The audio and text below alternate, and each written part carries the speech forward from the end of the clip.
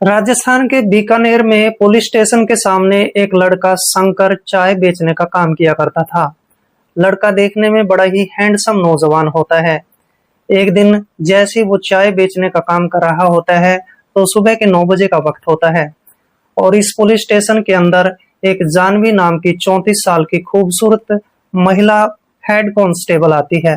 वो पुलिस वाली जैसे ही अपने पुलिस स्टेशन के अंदर प्रवेश करने लगती है तभी उसकी नजर इस चाय बेचने वाले लड़के शंकर पर पड़ जाती है और शंकर को देखने के बाद वो जो पुलिस वाली जानवी होती है वो इस लड़के के पास चली जाती है।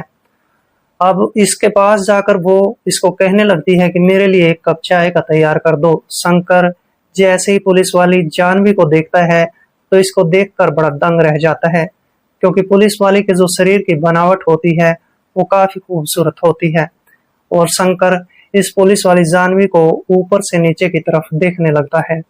आखिरकार शंकर इस पुलिस वाली के लिए एक कप चाय का बना देता है और जानवी फिर चाय पीती है। चाय पीने के बाद जानवी मुस्कुराते हुए उसको पैसे दे देती है और पैसे देने के बाद जानवी इस लड़के शंकर से इसका मोबाइल फोन नंबर ले लेती है। दोस्तों, इसके बाद जानवी अपने पुलिस स्टेशन में चली जाती है और जैसे ही रात का समय हो जाता है तो रात के ठीक 9 बजे के आसपास जानवी पुलिस वाली इस लड़के शंकर के पास फोन कॉल करती है, इसको अपने घर पे बुलाती है। शंकर तुरंत 20 मिनट के अंदर इसके घर पर पहुंच जाता है। घर के दरवाजे की डोरबेल बजाता है। जानवी पुलिस वाली दरवाजा खोल देती है और जैसे ही शंकर की नजर पुलिस वाली पर पड़ती है तो इसको देखकर वो दंग रह जाता है और इसके बाद ये खूबसूरत महिला पुलिस ऑफिसर इस शंकर नाम के लड़के को लेकर सीधे ही अपने बेडरूम में चली जाती है। बेडरूम में जाने के बाद दोस्तों इनके बीच क्या होने वाला है, बहुत ही हैरत अंगेज और दिलचस्प कहानी है। दोस्तों, कहानी में आगे बढ़ने से पहले बस केवल आपसे वही एक रिक्वेस्ट है कि आप अपने इस चैनल को सब्सक्राइब कर लें और वीडियो को एक लाइक कर दें।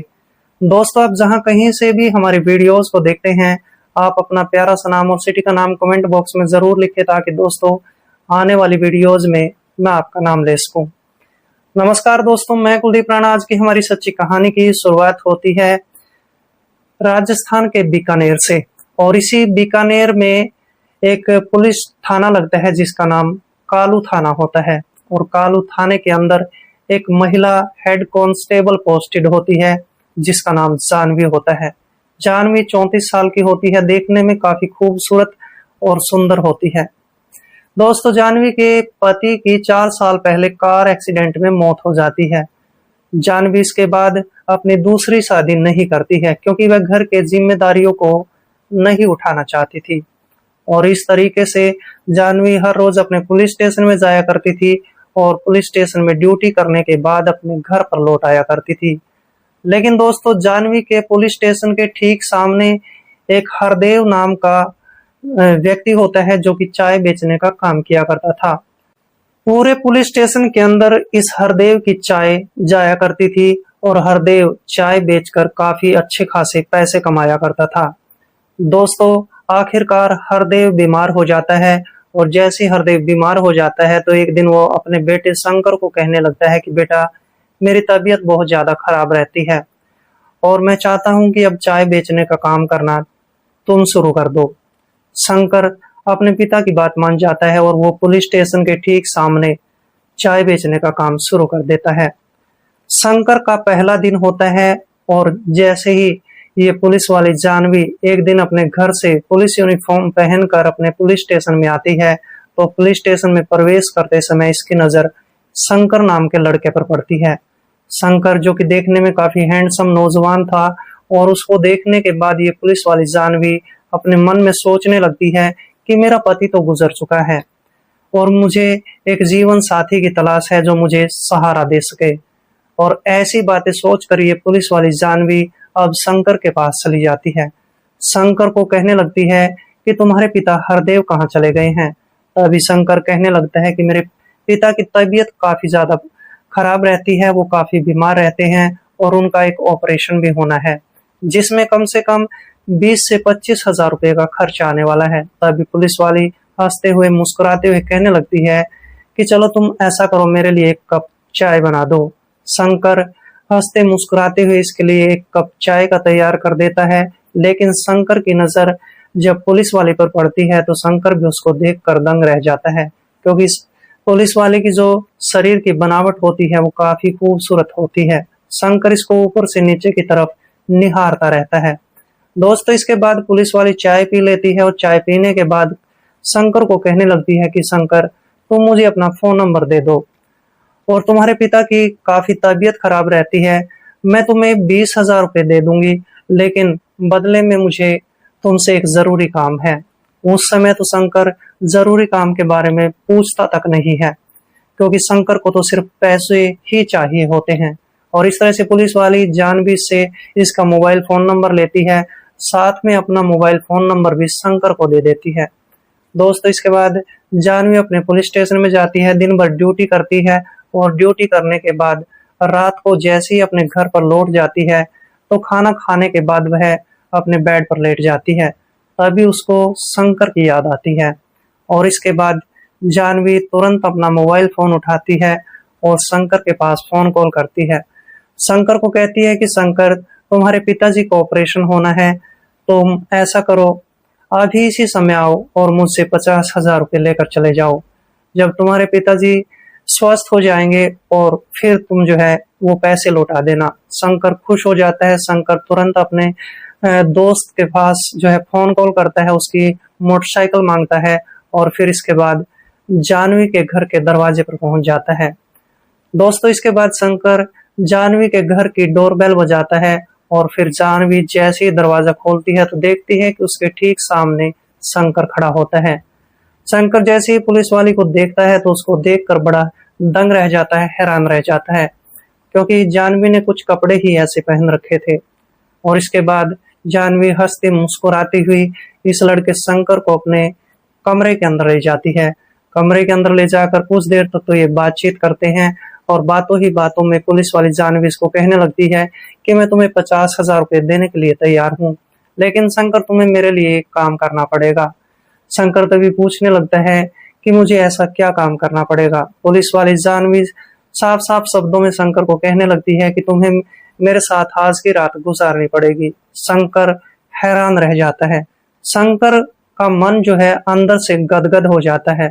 ये शुरुआत होती है, और इस तरह से शंकर जो है मान जाता है। और फिर इसके बाद दोस्तों, पुलिस वाली इसको अपने बेडरूम में ले जाती है, बेडरूम का दरवाजा बंद करती है, और फिर इन दोनों के बाद बीच जो है एक गलत रिश्ता कायम हो जाता है।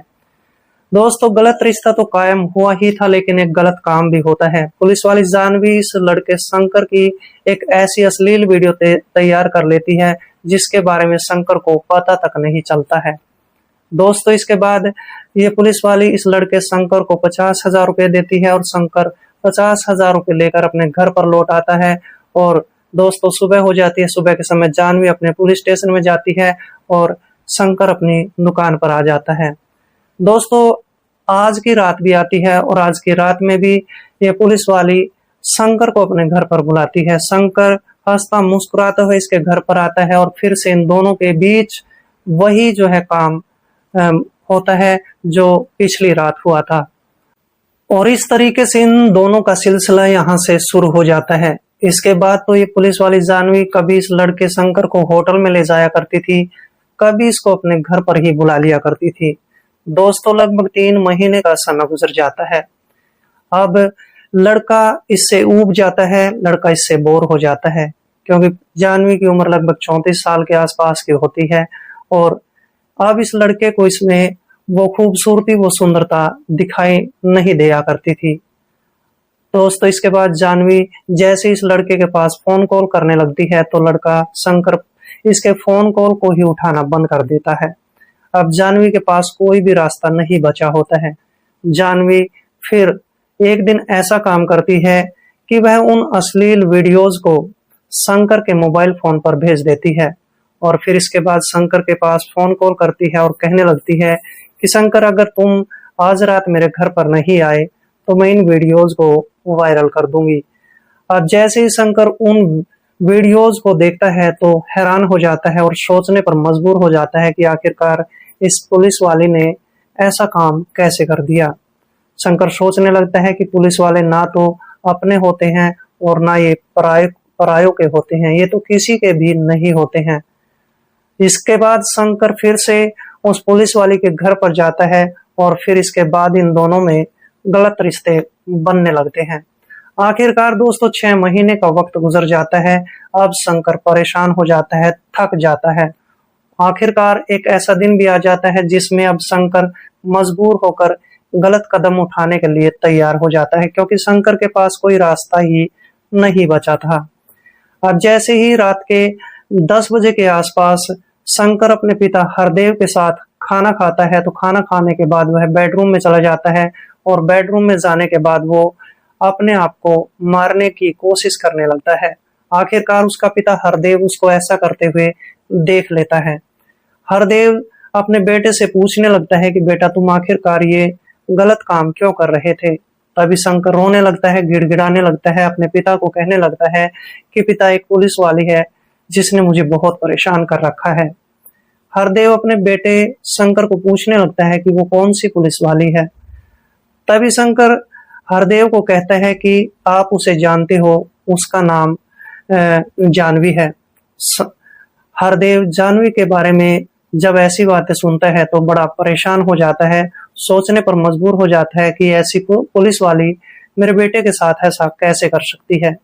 अब दोस्तों खैर आखिरकार रात बीत जाती है और अगला दिन होता है, तो फिर इसके बाद हरदेव अपने बेटे शंकर को लेकर उसी पुलिस स्टेशन में चला जाता है और एक इंस्पेक्टर वेद प्रकाश से मिलता है।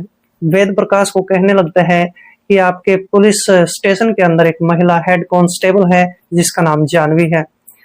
उसने मेरे बेटे की कुछ आपत्तिजनक वीडियो बनाई है और फिर इसके बाद मेरे बेटे के पास उन वीडियोस को भेजा है और वो फिर मेरे बेटे को ब्लैकमेल कर रही है और अपने पास बुलाती है। जैसे इंस्पेक्टर वेद प्रकाश इन सारी बातों को सुनता है तो परेशान हो जाता है, दंग रह जाता है और फिर इसके बाद हरदेव उन वीडियोस को दिखाता है और इसके बाद पुलिस एक एक्शन लेने के लिए तैयार हो जाती है। आखिरकार वेद प्रकाश अपनी पुलिस टीम के साथ जो है उस पुलिस वाली जानवी को गिरफ्तार करता है। गिरफ्तार करने के बाद पुलिस स्टेशन में लाया जाता है। फिर इसके बाद जो पुलिस वाली जानवी होती है अपना सारा जुर्म कबूल कर लेती है। इसके बाद जानवी जैसे ही अपना जुर्म कबूल कर लेती है तो 9 अक्टूबर 2021 को जानवी को जो है पुलिस पद से बर्खास्त भी कर दिया जाता है और इसको 3 साल की सजा भी सुनाई जाती है। और इस तरह से जानवी ने इस लड़के के साथ अपना गलत रिश्ता बनाकर अपनी नौकरी को भी खो दिया था और अपने जीवन को भी बर्बाद कर लिया था। दरअसल दोस्तों इस कहानी को सुनाने का मेरा उद्देश्य किसी का दिल दुखाना नहीं था, बल्कि आपको सजग करना था, आपको सतर्क करना था। तो मिलते हैं दोस्तों किसी ऐसी कहानी के साथ, तब तक के लिए दोस्तों जय हिंद, वंदे मातरम।